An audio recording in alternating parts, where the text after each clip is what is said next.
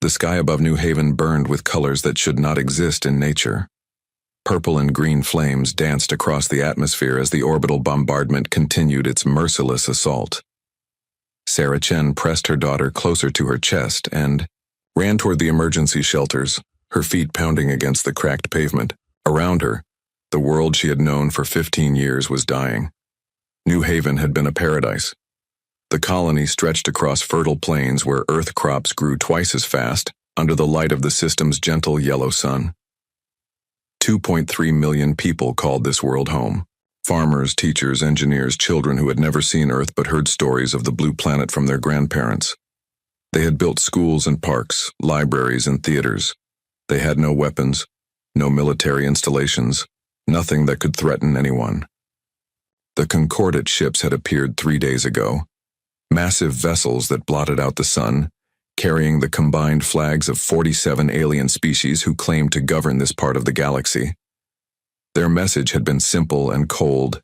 This world sat in protected space. Humanity had no right to be here. Evacuate immediately.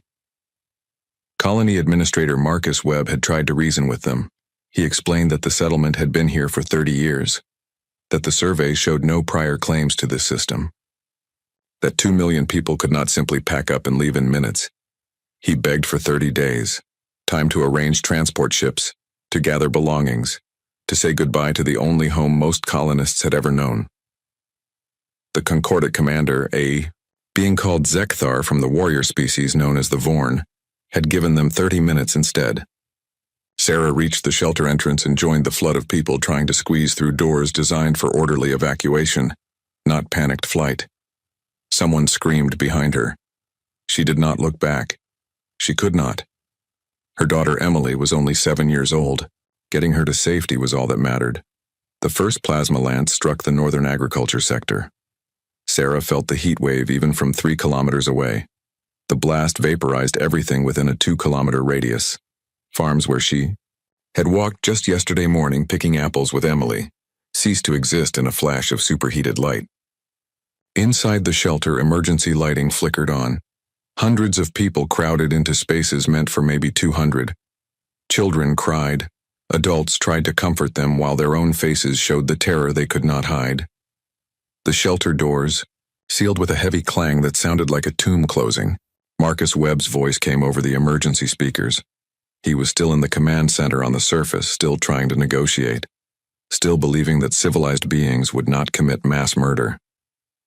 His voice shook as he spoke. All shelters, this is Administrator Webb. The Concordat forces are continuing their attack. Stay in the shelters. The reinforced structures will protect you. Help is coming. Earth has been notified. Just stay calm and stay underground. Sarah held Emily tight and whispered lies about how everything would be okay. Around them, families huddled together. Old Joseph Martinez, who ran the corner grocery store, held his wife's hand. The Okonkwo family, all 6 of them, prayed quietly in Igbo. Dr. Patel, who had delivered half the children in the colony, tried to organize medical supplies with shaking hands. The bombardment continued for 6 hours. Each impact shook the shelter. Dust fell from the ceiling. The air grew hot and stale as the ventilation system struggled against the heat bleeding through meters of reinforced concrete. The lights failed, twice plunging them into darkness filled with screams before backup power kicked in. When the attacks finally stopped, the silence felt worse than the explosions. Marcus Webb's voice did not return to the speakers. Nobody from the surface answered their calls. The shelter's external sensors showed radiation levels that would kill an unprotected human in minutes. The temperature outside exceeded 200 degrees. The colony, their home, their world, was gone. They waited in the darkness. Hours became days. The shelter's supplies would last for weeks, maybe months, if they rationed carefully. But the radiation was not decreasing. The life support systems were failing one by one. They were not built for extended use, just long enough to survive a storm or a temporary emergency. On the 3rd day, little Emily asked her mother when they could go home. Sarah had no answer. She just held her daughter and cried silently. Some shelters had it worse. Shelter 7 took a direct hit on the second day of bombardment. The 3,000 people inside died instantly when the structure collapsed. Shelter 12's life support failed on day 4. By the time Shelter 3 managed to dig a tunnel to reach them, everyone had suffocated. In Shelter 1, where Sarah and Emily waited, people began to understand that rescue might not come in time. They were buried under the ruins of their civilization with failing air and rising radiation. This was not survival. This was a slow death. Thomas Anderson, a former Earth military engineer, examined the shelter's systems with increasing despair. The radiation shielding was compromised in 3 sections. The water recyclers were contaminated. The air scrubbers were working at 60% capacity and dropping. He gave them 2 weeks, maybe 3, if people stayed very still and breathed very slowly. On day 7, young David Kim asked his father why the aliens had done this. His father, who taught philosophy at the Colony University, struggled to find an answer. How do you explain genocide to a child? How do you tell your son that some beings in the universe see other lives as worthless simply because they are different, because they are inconvenient, because they can? The children stopped playing. The adults stopped pretending things would be fine. They sat in the dim light and waited. On day 9, the sensors detected something: ships entering orbit. For a moment, hope surged. Then terror replaced it. Had the Concordate returned to finish what they started? Would they hunt down even the survivors in the shelters? The communication system crackled to life. A human voice speaking English with an Earth accent filled the shelter. New Haven survivors, this is the scout ship Pathfinder. We are beginning rescue operations. Transmit your locations. We are getting you out. Sarah clutched Emily and sobbed. Around them, people who had given up on living suddenly remembered how to hope. The rescue took 4 days. The Pathfinder's crew, only 30 people on a ship designed for exploration, worked without sleep. They used cutting torches to burn through rubble. They rigged radiation suits and made trip after trip to the surface. They found Shelter 1 on day 10. They found Shelter 3 on day 11, Shelter 5 on day 12. Captain Maria Santos of the Pathfinder walked through the ruins with her crew and recorded everything. The melted remains of homes, the crater where the school had stood, the twisted metal that had been the hospital. She documented the bodies they found, careful to record every face, every name when they could identify them. Of the 2.3 million people who called New Haven home, they found 47,000 alive, 47,000 out of millions. The rest were dead, vaporized in the initial bombardment or slowly killed by radiation and starvation in shelters the rescue teams reached too late. Sarah and Emily were among the survivors. They boarded the Pathfinder, wrapped in thermal blankets, their bodies weak from days of minimal rations and contaminated air. Sarah watched through the viewport as they lifted away from New Haven. The world below was a blackened scar. Nothing moved. Nothing lived. The paradise they had built was a tomb. Captain Santos gathered the survivors in the cargo bay. She looked at their faces, at the children who had lost parents, at the parents who had lost children, at the hollow eyes of people who had watched their entire world burn.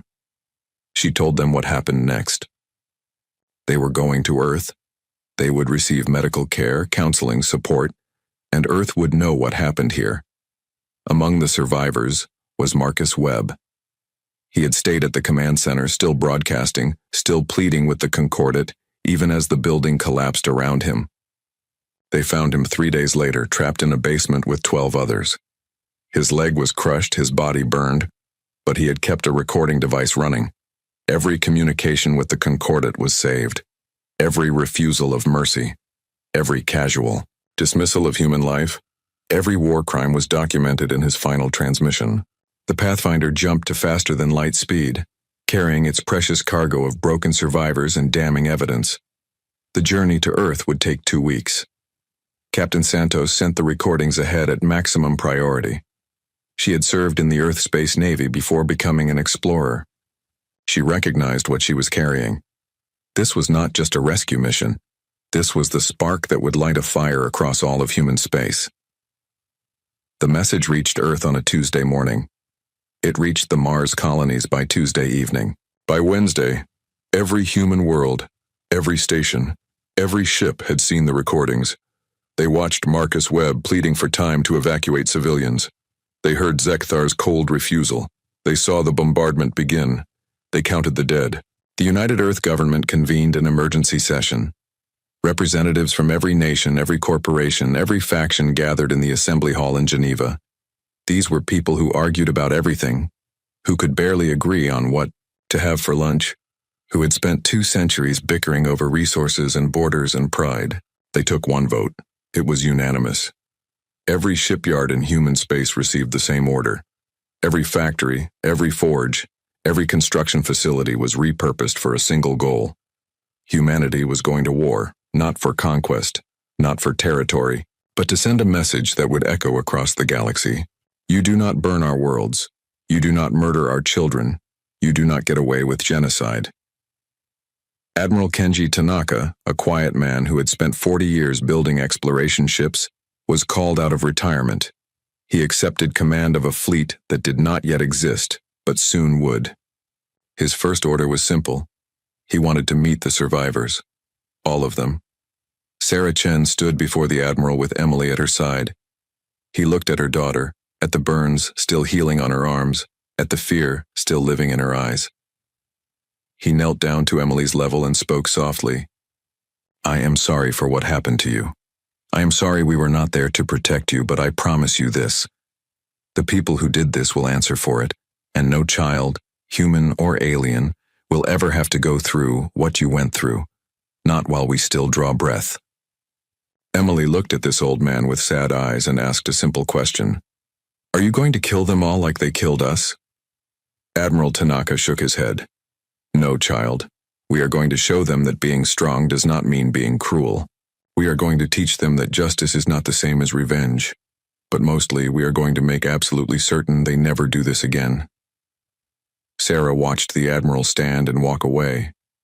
She did not know if she believed him. She did not know if justice was possible, or if the whole galaxy would simply burn. But she knew one thing with absolute certainty. Humanity was done asking politely. Humanity was done hoping other species would treat them with basic decency. The galaxy had mistaken their peaceful expansion for weakness. They were about to learn the difference between choosing peace and being unable to wage war. New Haven was dead. 2.3 million people were gone. But 47,000 survivors remained to tell the story. And behind them, gathering in the darkness of space, a sleeping giant was waking up. The galaxy was about to receive humanity's reply. The forge world of Mars had been quiet for decades. Tourists visited its museums, corporations mined its resources, and terraform engineers slowly worked to thicken its atmosphere. What nobody talked about, what even most government officials did not know, was what lay beneath the red sand. Dr. Helen Park stood in the command center 3 kilometers underground and watched as her life's work activated. Rows of automated factories stretched to the horizon in every direction, through the tunnels her teams had carved over 30 years. Each factory was designed with one purpose: build warships faster than any enemy could count. She had proposed the project 40 years ago, fresh out of university with a doctorate in industrial engineering and a terrible vision of humanity's future. Her presentation to the United Earth government had been simple and terrifying. Humans were alone in a galaxy full of unknown species. Some would be friendly, some would not. And if humanity ever faced an existential threat, they would need the ability to respond with overwhelming force. The politicians had laughed at first. Build entire planets into weapons factories? Maintain them in secret for decades? The cost would be astronomical. The paranoia unnecessary. Humanity was making friends among the stars, not enemies. Then the Outer Rim incident happened. A human research station vanished. All 30 scientists gone without explanation. The investigation found evidence of weapons fire, of ships jumping away, of a massacre covered up. The aliens responsible were never identified. They disappeared into the vast darkness of space. Suddenly, Dr. Park's proposal did not seem paranoid anymore. It seemed prescient. The project began with Mars. Automated mining systems dug deep into the planet's crust, extracting metals and rare elements. Construction drones built factories that built more factories, self-replicating industrial systems that required minimal human oversight. The goal was simple. If humanity ever needed a fleet, they could have one. Fast. Mars was just the beginning. Titan followed, its methane seas converted to fuel production facilities. Europa's ice became water for life support and hydrogen for fusion reactors. Ganymede's core was hollowed out and filled with weapons manufacturing plants. 3 hidden systems beyond the Kuiper Belt, systems humanity had quietly claimed but never advertised, were converted into shipyards. 6 planets, 12 moons, all connected by a network of automated supply chains and quantum-linked command systems. The Forge world slept, waiting for the day they would be needed. That day arrived when news of New Haven reached Earth. Dr. Park received the activation codes from the United Earth government at 0300 hours. Her hands shook as she entered them. Around her, engineers who had spent their entire careers maintaining systems that were never supposed to be used scrambled to their stations. The command was clear. Maximum production, no limits. Build the fleet. The Forges woke up hungry. On Mars, fusion reactors that had run at minimal power for decades surged to full capacity. Mining drones that extracted a few tons of ore per day shifted to thousands of tons per hour. Factory floors designed to produce 1 ship per month reconfigured themselves for continuous production. The entire planet began to hum with industrial fury. The design they built was called the Retribution-class Dreadnought. 3 kilometers of armor, weapons, and engines. There was no luxury, no comfort, no space wasted on anything that did not contribute to its singular purpose. These ships existed to fight and to win. The hull was a sandwich of titanium carbide composite and reactive armor that could absorb direct hits from plasma weapons. The engines used quantum-entangled particles to generate thrust, a technology humanity had reverse-engineered from ancient alien ruins found on a dead world 20 years ago. Nobody knew who built the original technology. They had been extinct for millions of years, but their science worked, and humanity had learned from it. The weapons were brutal in their simplicity. Railguns lined the spine of each ship, capable of accelerating tungsten rods to a significant fraction of light speed. Each projectile carried enough kinetic energy to shatter a small moon. Plasma lances, powered by the same fusion reactors that drove the engines, could burn through any known armor. And antimatter torpedoes, the most expensive and devastating weapons in the human arsenal, were loaded into launch tubes at the rate of 100 per ship. Building 1 Retribution-class Dreadnought took 3 months with traditional shipyard methods. The Forge worlds built them in 8 hours. The secret was automation and scale. Every component was manufactured simultaneously across hundreds of factories. Hull sections were printed using molecular assemblers that built matter atom by atom. Engines were constructed in zero-gravity facilities and transported through underground maglev tunnels. Weapon systems were tested, calibrated, and installed by robots that never slept, never made mistakes, and worked at speeds no human could match. The first ship rolled out of the Mars Forge on day 3 after activation. Engineers watched in awe as the massive vessel lifted from the underground construction bay and rose through the carefully concealed launch shaft. On the surface, tourists taking pictures of the sunset never noticed the brief shimmer in the air as the ship's stealth systems activated and it vanished into orbit. By the end of week 1, 500 ships were in orbit. By the end of month 1, 50,000 Retribution-class Dreadnoughts were operational. The fleet grew at an exponential rate as more Forge worlds came online, and production lines optimized themselves. Admiral Tanaka visited Mars on day 30. He walked through the factories with Dr. Park, watching robots assemble weapons of war with mechanical precision.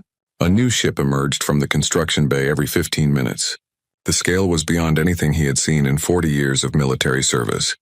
"Can you really build 500,000? He asked Dr. Park. She nodded. "We can build 1,000,000 if you need them. The only limit is raw materials, and we have asteroid mining drones bringing in enough metal to build 10,000 ships per day. The system is self-sustaining now. It will run until we tell it to stop or until we run out of things to build from." Admiral Tanaka watched another dreadnought rise from the depths of Mars. Each ship represented enough firepower to conquer a small solar system. 500,000 of them would be the largest fleet ever assembled in human history, Possibly the largest fleet in galactic history. The Concordat has no idea what is coming, Dr. Park said quietly. Their intelligence services are good, but they cannot penetrate our security. By the time they realize what we have built, it will be too late. The Admiral nodded slowly. That is the point. We do not want a fair fight. We want them to know, absolutely and without question, that they made a mistake. That attacking humanity was the worst decision they ever made. Recruitment centers across human space were flooded with volunteers. Every person who saw the footage from New Haven wanted to serve. They wanted to be part of humanity's reply. Veterans came out of retirement. Young people barely old enough to enlist signed up by the millions. Former rivals and enemies put aside their differences to stand together. The training was intense but brief. The ships were so advanced, so automated, that they practically flew themselves. Human crews were needed for decision-making, for strategy, for the things computers could not do. But gone were the days of massive crews maintaining every system manually. A Retribution-class Dreadnought needed only 300 personnel. With 50,000 ships operational in the first month, 15 million humans were serving in the fleet. More arrived every day. Commander Sarah Chen, survivor of New Haven, walked into a recruitment office on Earth 6 weeks after her rescue. Her daughter Emily was in a care facility, recovering physically but still waking up screaming from nightmares. Sarah could not bring her child back.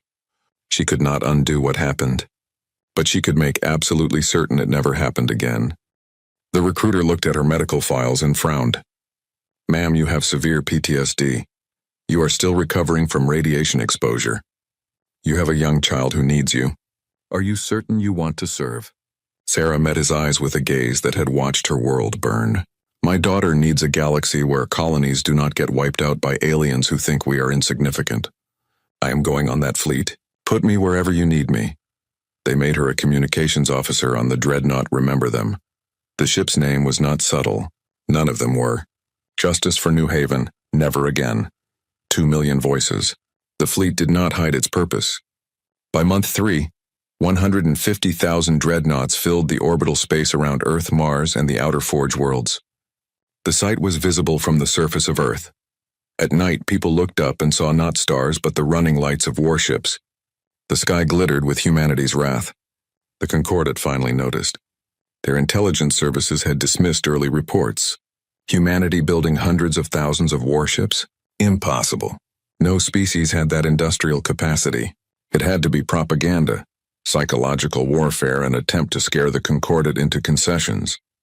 Then their spy satellites captured images of the Forge worlds. The analysts stared at the data in disbelief. Mars was not just building ships. It was producing them at a rate that violated every known principle of economics and logistics. 1 ship every 15 minutes from a single planet. The numbers made no sense. They sent covert operatives to human space. 3 ships disguised as merchant vessels entered the Sol system to observe. They never reported back. Humanity's defense network was far more sophisticated than the Concordat realized. The spy ships were detected, tracked, and quietly disabled. Their crews were captured and held in comfortable detention, while their governments received a simple message. "We know you are watching. Watch carefully. See what happens when you murder our children." The Concordat Council convened an emergency session. 47 species ranging from the aquatic Kryn to the insectoid Zifiri to the mammalian Torvin gathered in their grand chamber on Concordat Prime. They watched the surveillance footage. They reviewed the intelligence reports. They did the math. The numbers were terrifying. By the most conservative estimates, humanity would have 500,000 warships operational within 10 months. 500,000. The entire Concordat military consisted of 80,000 ships, accumulated over centuries, maintained by dozens of species. And humanity was going to outnumber them 6-1 with brand new state-of-the-art vessels. Ambassador Telmore of the Kryn species, one of the founding members of the Concordat, addressed the council with his translation device rendering his aquatic sounds into galactic standard. "We must negotiate, offer reparations, return the survivors to their territory, apologize, do whatever it takes to stop this fleet from launching."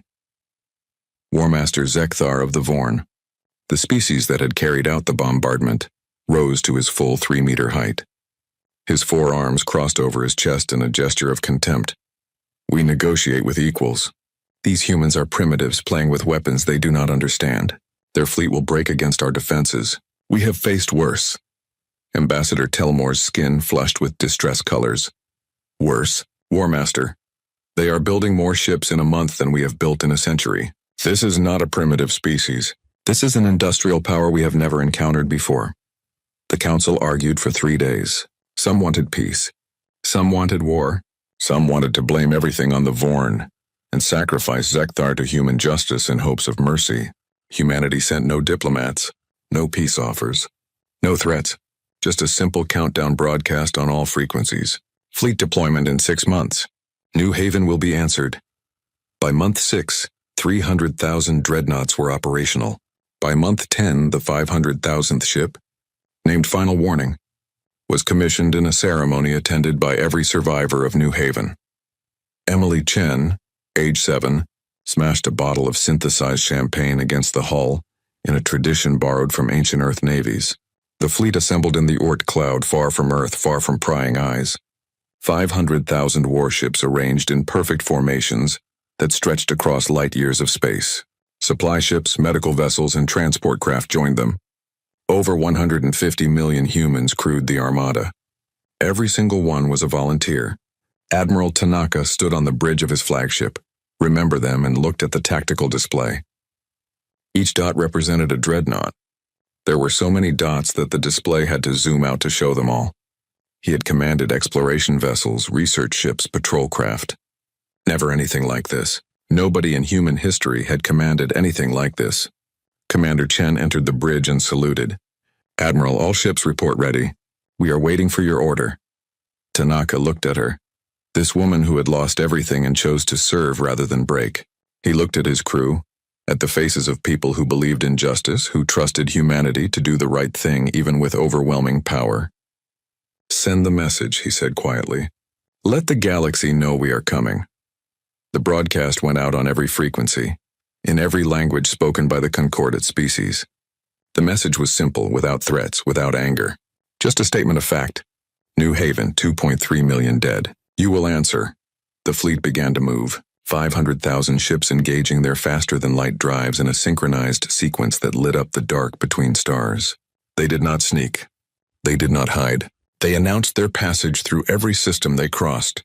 The long march had begun, and at its end, the Concordat would learn what it meant to provoke humanity. The jump flash was visible across 3 star systems. 500,000 ships exiting faster-than-light travel simultaneously created a burst of radiation that lit up sensor arrays for hundreds of light years. It was not subtle. It was not meant to be. Admiral Kenji Tanaka stood on the bridge of Remember Them and watched the tactical display update. All ships accounted for. 0 losses. The massive transit had worked perfectly. They were now 3,000 light-years from Earth and 12,000 light-years from Concordat Prime. 39 more jumps to go. The fleet moved through space like a migration of metal whales. Each jump took them 400 light-years closer to their destination. Each jump was coordinated to the microsecond, allowing the entire armada to stay together. Human engineers had spent months perfecting the mass transit corridors, pathways through space-time where hundreds of thousands of ships could travel safely without colliding or scattering across the galaxy.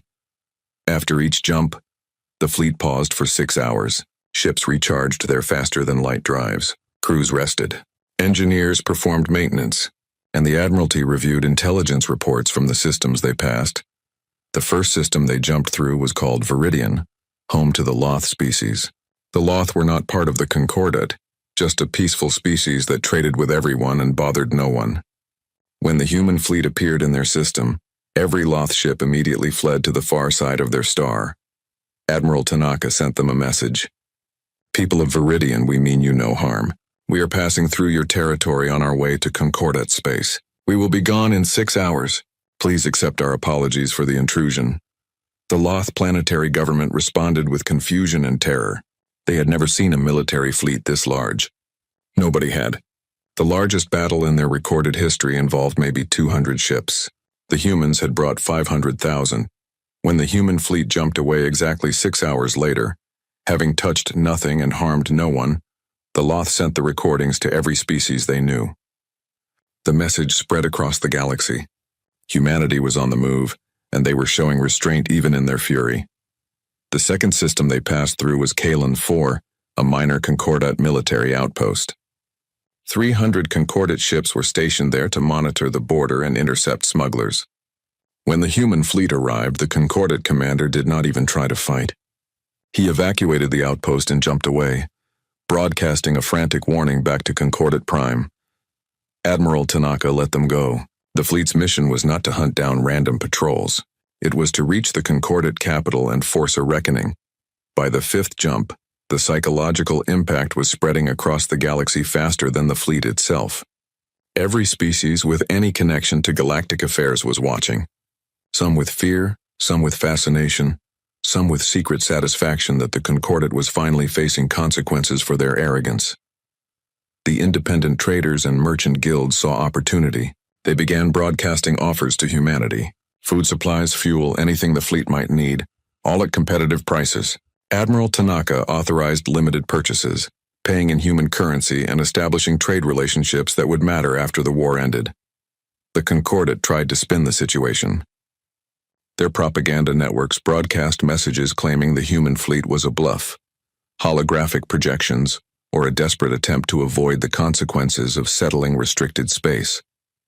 Nobody believed them. Too many independent observers had seen the fleet. Too many sensors had recorded the jump flashes. The evidence was overwhelming. Commander Sarah Chen worked the communication station aboard Remember Them, coordinating transmissions between ships and monitoring the Galactic communications network. She watched the Concordat propaganda with cold amusement. They were still trying to save face, still pretending humanity was the aggressor. She remembered the recording her colony administrator Marcus Webb had made. The Concordat commander Zekthar refusing to allow civilian evacuation, the casual dismissal of human life, the bombardment that followed. She had listened to that recording 100 times, each time feeling the anger burn a little hotter. The fleet continued its march. Jump by jump, system by system, they moved toward Concordat space. Each appearance was announced on all frequencies with the same simple message. New Haven, 2.3 million dead. You will answer. By the 10th jump, independent species began sending messages of support. The Varesh, a species that had lost a colony to Concordat enforcement actions 20 years ago, transmitted their gratitude that someone was finally standing up to the Concordat's brutality. The Halim, who had been forced to accept unfair trade terms under threat of military action, offered to provide star charts and intelligence. Admiral Tanaka accepted the intelligence and filed it carefully. He did not want allies driven by revenge or opportunism, but he would not refuse information that could save human lives. The Concordat military scrambled to respond. They pulled ships from patrol routes, from border stations, from defensive positions across their territory. The mobilization was chaotic and panicked. They had not fought a major war in 2 centuries. Their military was designed for police actions, for intimidating minor species, not for facing an existential threat. By the 20th jump, the fleet was halfway to Concordat Prime. The psychological warfare was working exactly as planned. Every jump created more panic, more pressure, more cracks in the Concordat's unity. The Zifiri, an insectoid species known for their logical approach to survival, withdrew from the Concordat military alliance. Their Queen Mind issued a statement that was cold and practical. The humans have shown overwhelming force and remarkable restraint. They announce their movements, they harm no civilians, they pay for supplies. This is not the behavior of conquerors. This is the behavior of a species seeking justice. We will not die for the Vorn's war crimes. The Zifiri withdrawal removed 15,000 ships from the Concordat defense fleet. More importantly, it showed other species that abandoning the Concordat was an option. The Kryn tried diplomacy. Ambassador Telmore, who had argued for peace from the beginning, sent a message directly to Admiral Tanaka. It was eloquent and desperate. He explained that the attack on New Haven was ordered by Vorn military commanders without proper authorization. He offered to arrest Zekthar and the other officers responsible. He offered reparations, territory, anything humanity wanted. Admiral Tanaka's response was brief. Ambassador, we appreciate your position. We understand that not all Concordat species supported the attack on New Haven. However, the attack was carried out under the Concordat flag, using Concordat authority, in the name of Concordat law. The organization is responsible. We will arrive at Concordat Prime in 60 days. You have until then to prepare your surrender terms. We will not negotiate before we arrive, and we will not negotiate after if you choose to fight. Telmore tried to press further, but Tanaka cut the connection. This was not the time for half measures or political maneuvering. The fleet had one purpose and nothing would distract from it. The Vorn response was predictable. War Master Zekthar, now promoted to Supreme Military Commander of Concordat Forces, issued a declaration of defiance. He called humanity soft and weak for announcing their movements instead of striking like true warriors. He promised that the Concordat Defense Fleet would send the humans running back to Earth in defeat. Zekthar began concentrating forces at Concordat Prime. He pulled ships from every corner of Concordat space, abandoning border stations and leaving minor systems undefended. Everything was being staked on a single decisive battle. By the 30th jump, the human fleet crossed into official Concordat territory. They were 5 jumps away from Concordat Prime. The tension across the galaxy was suffocating. Every species watched and waited to see if this would end in negotiation or annihilation. Admiral Tanaka called a meeting of all ship captains via holographic conference. 500,000 officers appeared in the virtual space, their faces showing determination and focus. These were the people who would carry out humanity's reply. He needed them to understand what that reply would be. Captains, Tanaka began, his voice calm and measured. We are 5 days from Concordat Prime. When we arrive, we will face their full military might. They outnumber us in terms of nothing, actually. We outnumber them 6 to 1. We have better technology. We have better coordination. We will win the battle. He paused and looked across the sea of faces. But winning the battle is not our goal. Our goal is justice. Our goal is to ensure that what happened to New Haven never happens to anyone, human or alien, ever again. That means we fight with precision. We minimize civilian casualties. We disable rather than destroy whenever possible. We show the galaxy that having overwhelming power does not mean we use it carelessly. A captain from one of the outer ships spoke up. Admiral, with respect, they killed 2 million civilians. Why should we show them mercy? Tanaka nodded slowly. Because, Captain, we are not them. They killed civilians because it was convenient. Because they did not value human life. We will show them that we value all life, even theirs. We will show them that justice is not the same as revenge. And when this is over, when the galaxy looks at what happened, they will see a species that could have committed genocide and chose not to. That is the reputation we are building. That is why they will fear us and respect us. The captains absorbed this. Some agreed immediately. Others struggled with it. All of them understood the weight of what they were being asked to do. Destroy an enemy military while showing restraint. Win decisively while maintaining moral authority. It was not easy, but it was necessary. The fleet made its final jumps.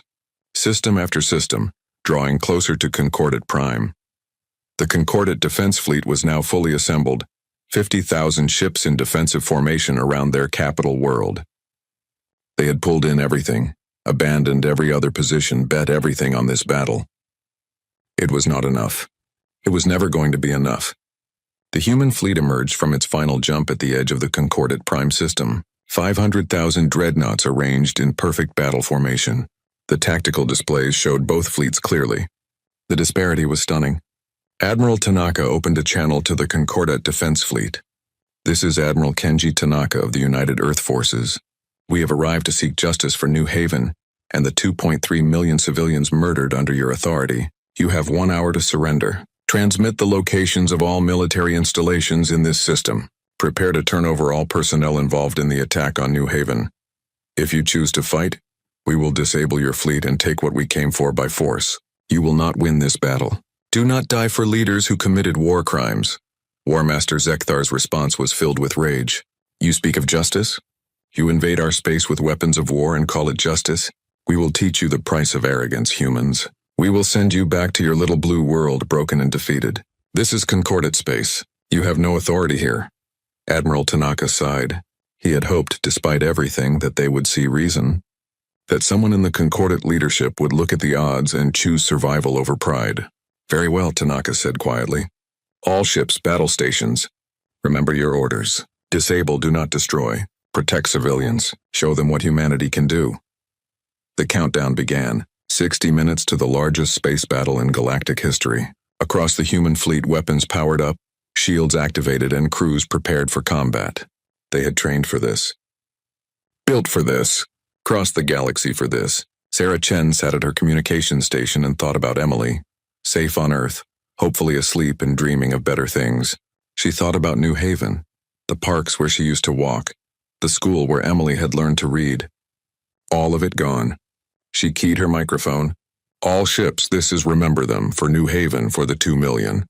Make them answer. 500,000 ships echoed the call. For New Haven. The hour ended. War Master Zekthar gave the order to attack. The Concordat defense fleet surged forward, weapons blazing, committed to a battle they had already lost. And the human fleet, patient and precise and utterly overwhelming, went to work.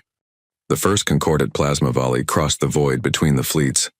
A wave of superheated energy meant to cripple the human vanguard. The shots struck the shields of the leading Dreadnoughts and dissipated harmlessly. Human shield technology, refined from those ancient alien ruins, operated on principles the Concordat had never encountered. Admiral Tanaka watched the tactical display with the calm of a man who had already won. The Concordat fleet was arranged in traditional battle formation, a defensive sphere around Concordat Prime with overlapping fields of fire. It was a textbook, deployment exactly what any military academy would teach. It was also predictable. All ships execute pattern Omega-7, Tanaka ordered. The human fleet split into 7 massive formations, each containing over 70,000 ships. They moved with precision that should have been impossible for such a large force. Quantum-linked command systems allowed every ship to coordinate perfectly, responding to tactical changes in microseconds. The first formation engaged the Concordat vanguard head-on, drawing their fire and attention. The second and third formations swept around the flanks at high speed, faster than the Concordat ships could reposition. The fourth through seventh formations arranged themselves in a perfect sphere around the entire battle space, cutting off any chance of retreat. War Master Zekthar watched from his flagship Warrior's Pride as the human fleet executed its maneuver. He had fought in dozens of battles, commanded tens of thousands of warriors. He had never seen anything move like this. The coordination was unnatural, as if the entire human fleet shared a single mind. All ships concentrate fire on the leading human formation, Zekthar ordered. Break through and strike at their command ship. 10,000 Concordat ships focused their weapons on the human vanguard. Plasma lances, missile barrages, and kinetic rounds filled the space between fleets. It should have been devastating. The human ships barely slowed down. Their shields absorbed most of the damage. Their point defense systems, using the same railgun technology that powered their main weapons, shredded incoming missiles.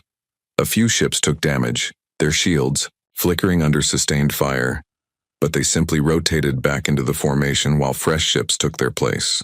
Then the humans returned fire. The railgun volleys were synchronized across thousands of ships.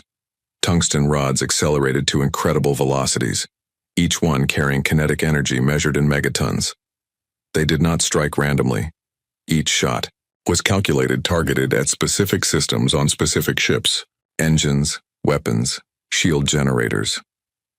The Concordat vanguard began to break apart, not exploding in dramatic fireballs, but systematically disabled.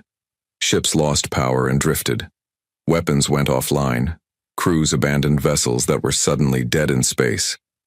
Disable, not destroy, Admiral Tanaka reminded his fleet. These are soldiers following orders. We are not here for revenge. Commander Sarah Chen monitored the casualty reports from her communication station. The Concordat was losing ships by the hundreds, but the crew survival rate was over 90%. Human targeting was surgical, destroying capability while preserving lives. The battle continued for 4 hours, but the outcome was never in doubt. The Concordat fleet fought bravely, fought desperately, but they were simply overmatched. Human technology was better. Human numbers were overwhelming. Human coordination was flawless. By the third hour, 20,000 Concordat ships were disabled and drifting. The remaining 30,000 were scattered, their formation broken, their command structure in chaos. War Master Zekthar continued to order attacks, but fewer ships responded to each command. Admiral Tanaka opened a channel to the Concordat fleet. War Master Zekthar, you have lost this battle. Your ships are disabled. Your defenses are broken. You can continue fighting and watch your warriors die, or you can surrender and save lives. There is no shame in recognizing when you are beaten. Zekthar's response was filled with rage and pain. We are Vorn. We do not surrender. We die with honor. Then you will die, Tanaka said quietly, and your warriors will die and it will accomplish nothing. Is that the honor you want? To waste lives in a battle already lost? For a moment Zekthar did not respond. On his bridge, his officers looked to him for guidance. Young warriors who had believed in Vorn supremacy, who had followed their war master into battle, now faced death for pride. One of Zekthar's junior officers, a female Vorn named Kethra, spoke carefully. War Master, the humans speak truth. We cannot win. If we continue, we lose everything. If we surrender, we live to rebuild. Zekthar turned on her with fury. You speak of surrender? You dishonor your ancestors. Kethra met his eyes without flinching. I speak of survival, War Master. Our ancestors valued wisdom as much as courage.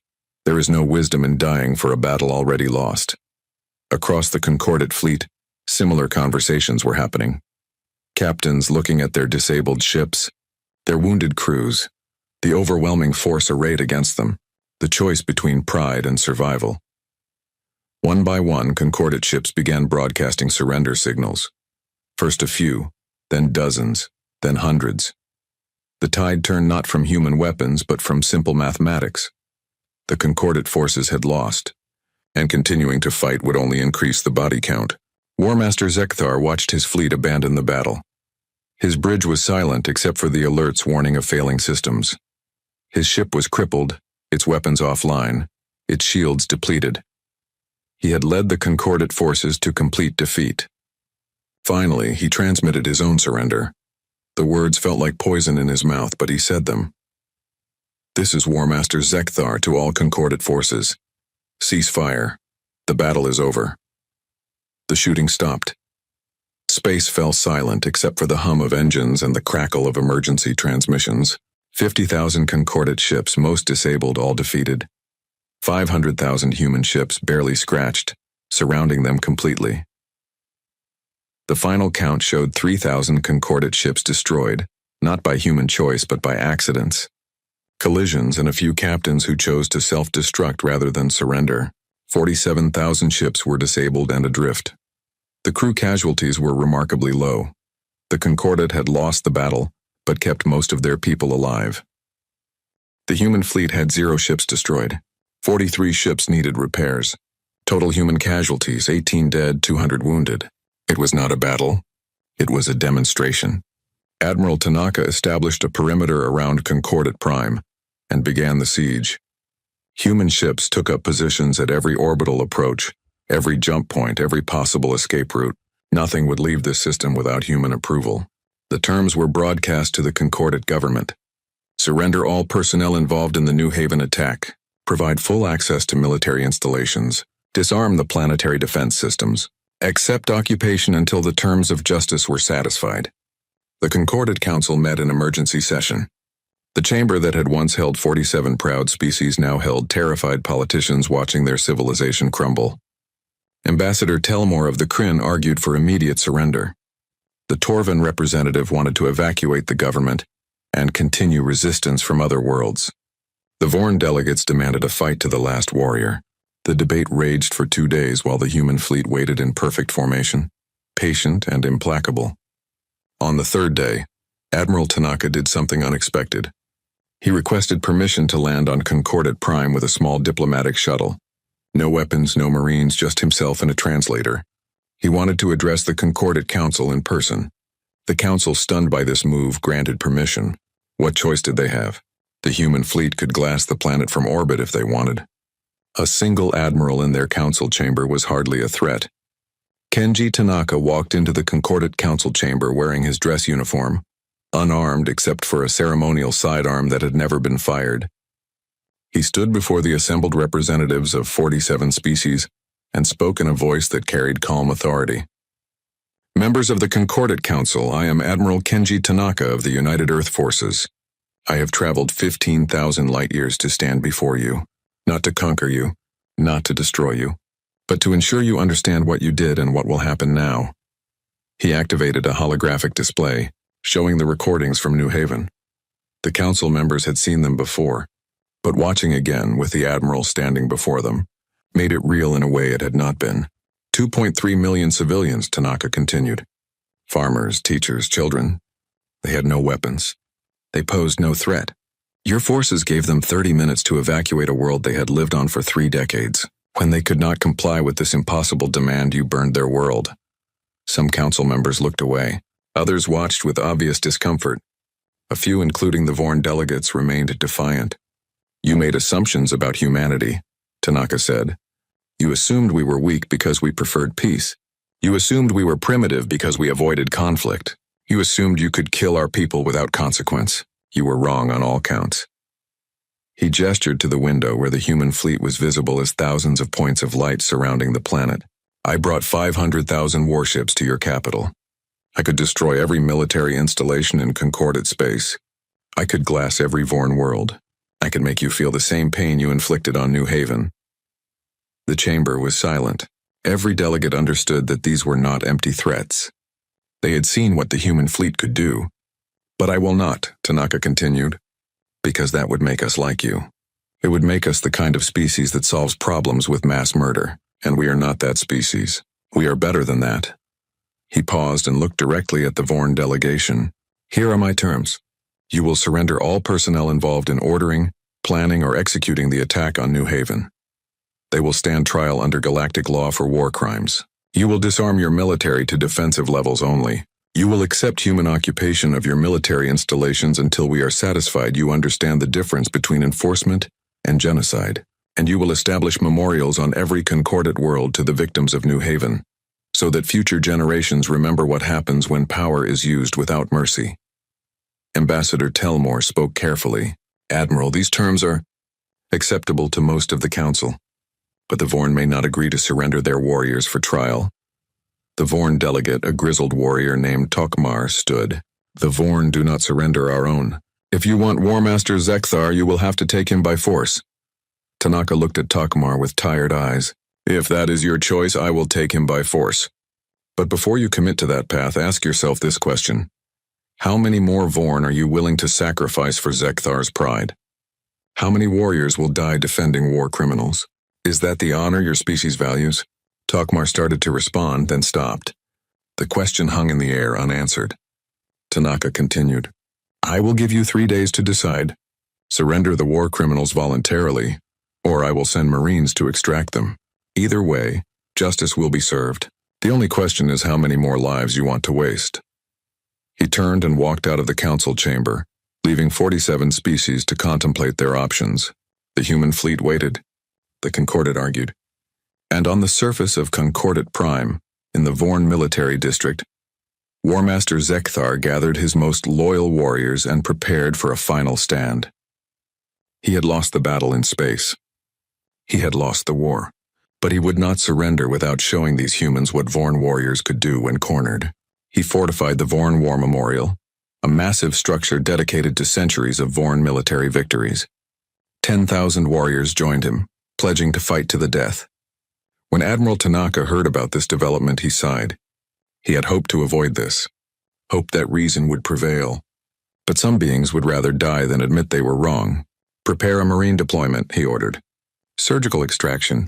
Minimum casualties on both sides. Show them that we can take what we want without becoming monsters. The operation was planned with obsessive precision. Human Marines, using powered armor and non-lethal weapons where possible, would assault the war memorial. The goal was to capture Zekthar and the other war criminals, while minimizing deaths on both sides. It would be humanity's final demonstration, not just of their weapons, but of their values. The galaxy was watching.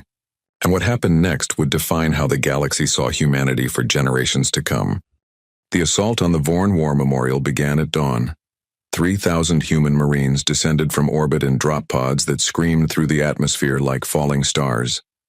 They landed in a perfect perimeter around the ancient structure, a building that had stood for 500 years as a monument to Vorn military supremacy. War Master Zekthar watched from the memorial's highest tower as the humans deployed. He had expected a bombardment from space, expected them to simply destroy the building and everyone in it. Instead, they landed troops. They were coming to take him face to face. "Let them come," he growled to his warriors. "Let them see what it means to fight the Vorn in close combat. We may die, but we will take thousands of them with us." The human Marines advanced in coordinated groups, using powered armor that made them stronger and faster than any Vorn warrior. They carried weapons designed for this specific mission: electromagnetic pulse rifles that could disable electronics, sonic stunners that incapacitated without killing, and as a last resort, conventional firearms loaded with ammunition designed to wound rather than kill. The Vorn warriors opened fire first. Plasma rifles and kinetic weapons hammered at the advancing Marines. The human armor absorbed most of the damage, but 3 Marines went down in the first volley. Their armor breached, their bodies wounded but not dead. The human response was measured. Stun grenades flew through the air, disorienting the Vorn defenders. Electromagnetic pulses disabled their weapons. When the Vorn charged in close combat, as their warrior culture demanded, the Marines met them. With training and technology designed for exactly this scenario, a Vorn warrior, 3 meters tall and armed with a plasma blade, charged at Marine Sergeant Marcus Webb. Yes, that Marcus Webb, the administrator who had survived New Haven and chosen to serve. He had trained for 6 months specifically for this mission. He dodged the plasma blade, used his armor's enhanced strength to grapple the warrior, and deployed a contact stunner that sent the Vorn into unconsciousness. The battle raged through the memorial for 3 hours. Room by room, floor by floor, the Marines advanced. They used non-lethal methods wherever possible, switching to lethal force only when their own lives were directly threatened. The casualty count climbed slowly. 47 Vorn warriors dead, most of them killed when they forced the Marines into no-win situations. 230 Vorn wounded. 817 captured alive. On the human side, 12 Marines dead, 63 wounded. The disparity was stark. The humans were not trying to slaughter their enemies. They were trying to capture war criminals while preserving as many lives as possible, including enemy lives. War Master Zekthar made his stand in the memorial's central chamber, beneath a massive statue depicting a Vorn warrior standing triumphant over defeated enemies. It was meant to inspire pride in Vorn's strength. Now it seemed almost mocking. The chamber doors blasted open. Admiral Kenji Tanaka walked through, wearing no armor, carrying only his ceremonial sidearm. Behind him, a squad of Marines held position, but did not enter. Zekthar stared at the human admiral in disbelief. "You come to face me unarmed? You insult me with your weakness." Tanaka walked calmly toward the Vorn War Master. "I come to show you that I am not afraid of you, that I do not need weapons or armor to stand before you. You killed 2 million civilians and called it strength. I crossed the galaxy with 500,000 warships and have barely harmed anyone. Tell me again who is weak."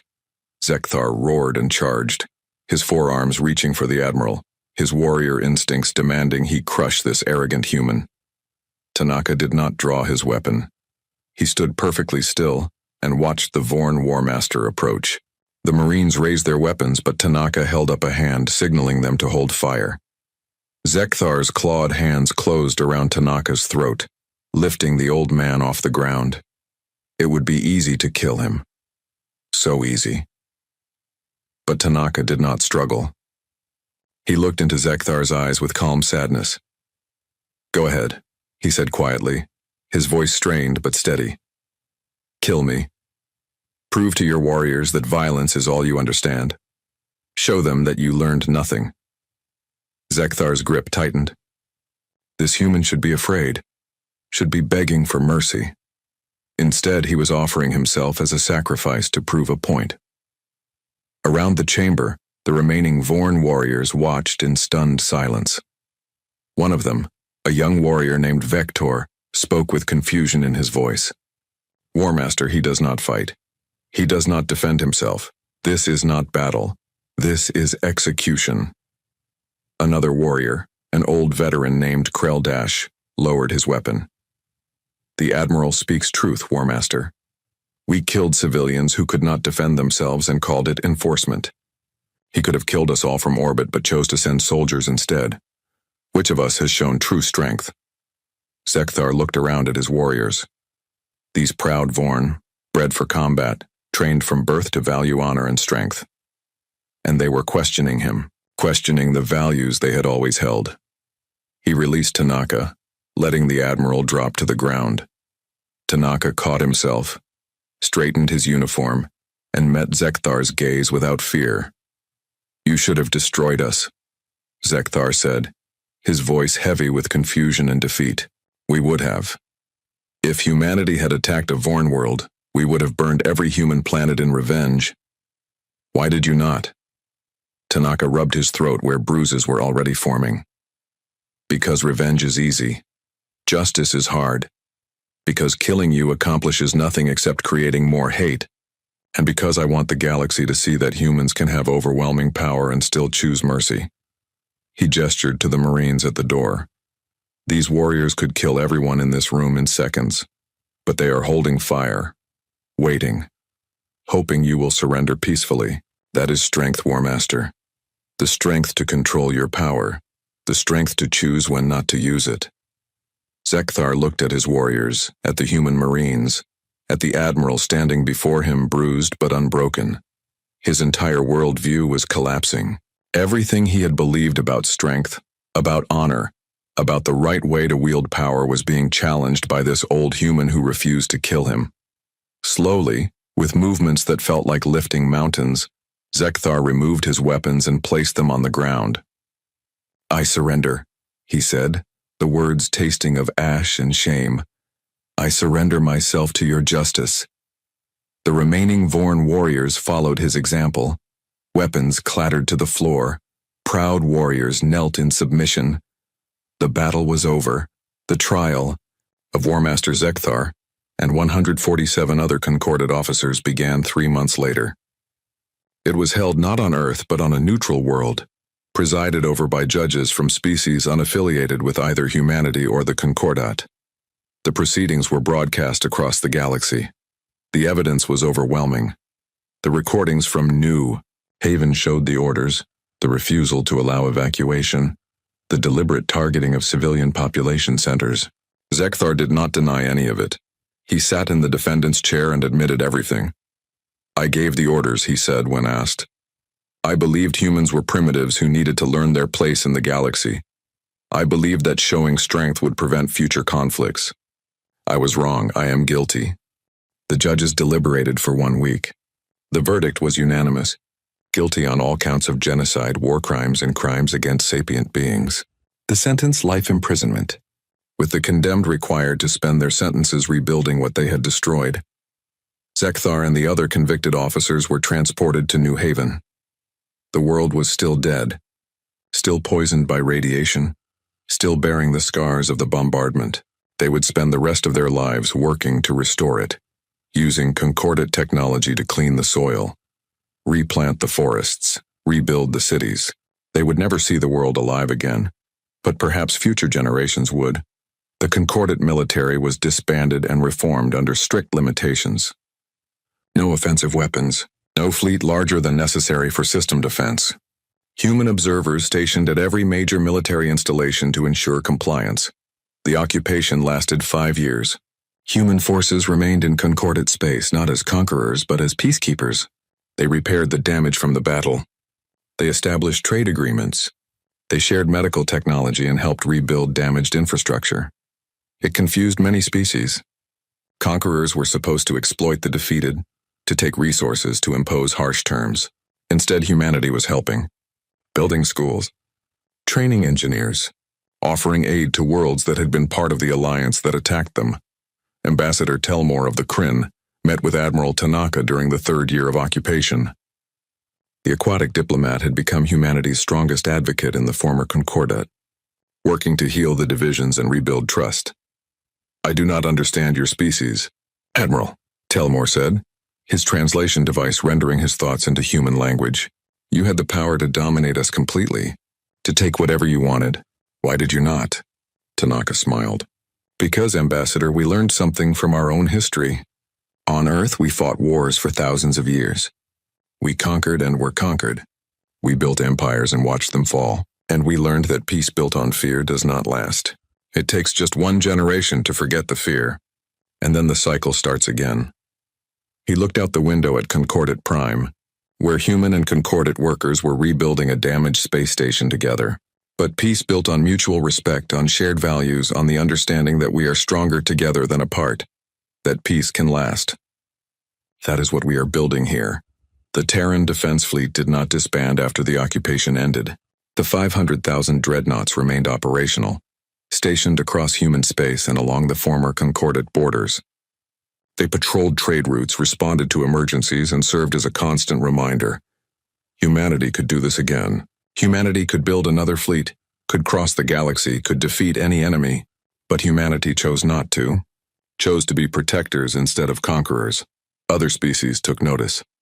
The independent worlds that had stayed neutral during the conflict began approaching humanity for alliances. Not out of fear, though that was part of it, but out of genuine respect. Humanity had shown the galaxy something new, a species with the power to dominate but the wisdom not to.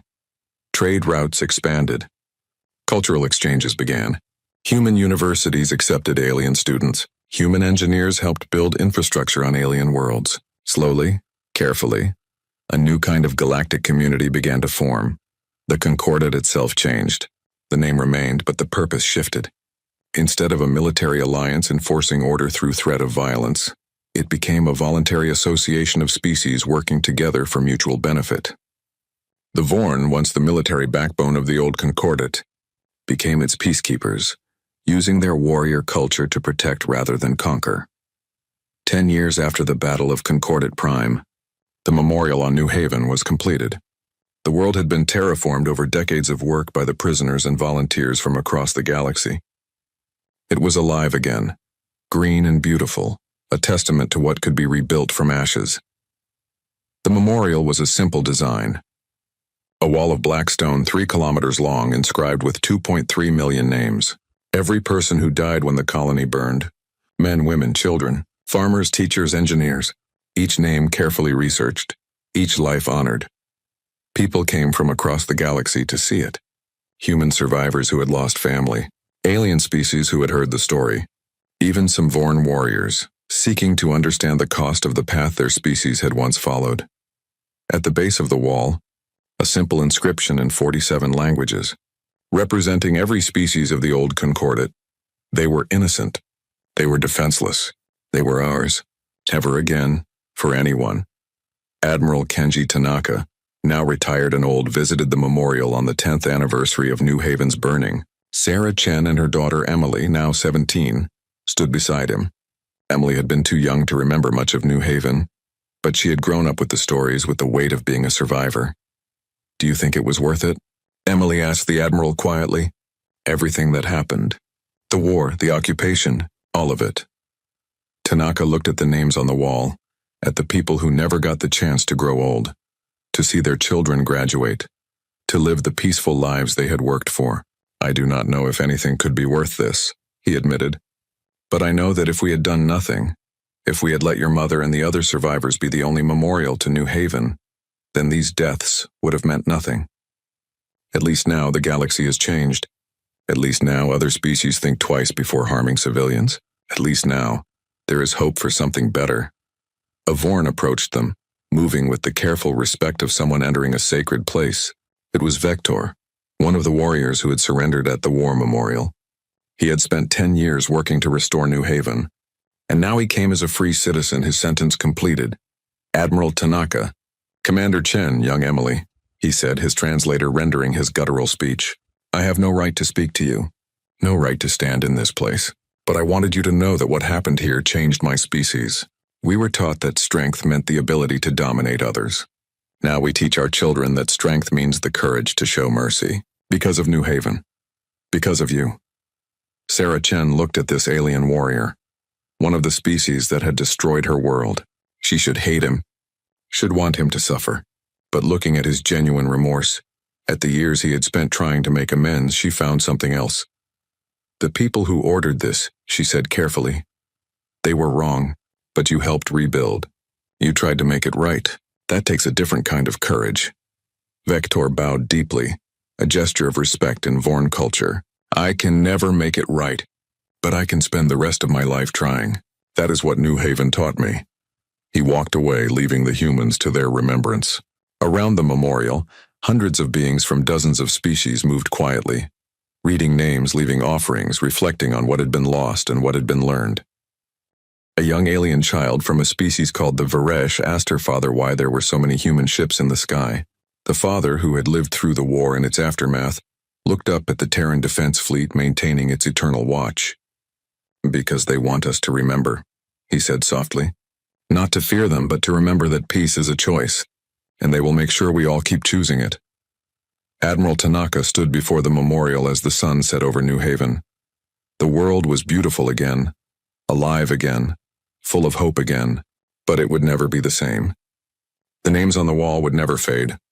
The memory would never die, and that was exactly the point. Humanity had shown the galaxy what happened when you mistook their kindness for weakness.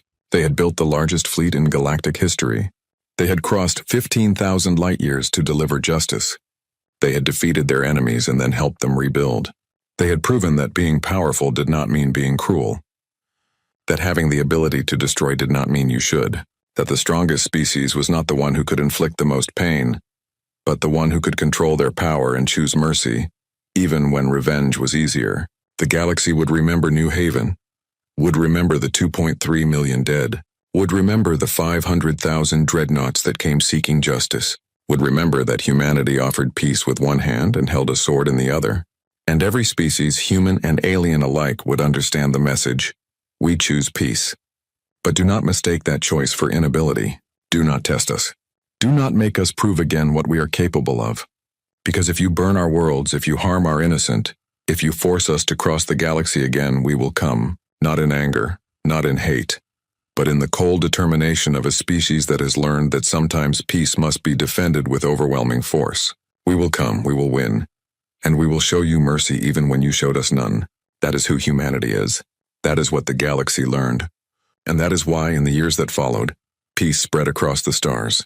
Not because everyone loved each other, not because all conflicts disappeared, but because everyone understood that some lines once crossed would bring consequences beyond imagination. And nobody wanted to be the next species that learned that lesson. Admiral Tanaka placed a hand on the memorial wall, feeling the names carved into stone. Rest well, he whispered to the dead. Your deaths meant something. The galaxy is better because we refuse to let you be forgotten. He turned and walked away. An old man who had carried the weight of 500,000 ships and chosen to use that power wisely. Behind him, the memorial stood eternal, a reminder of what was lost and what was saved. And above, silent and watchful, the Terran defense fleet maintained its guard. Not threatening, not aggressive, just there, always there, reminding the galaxy, we are humanity. We choose peace, but we are not weak. Never again would anyone make the mistake of thinking otherwise.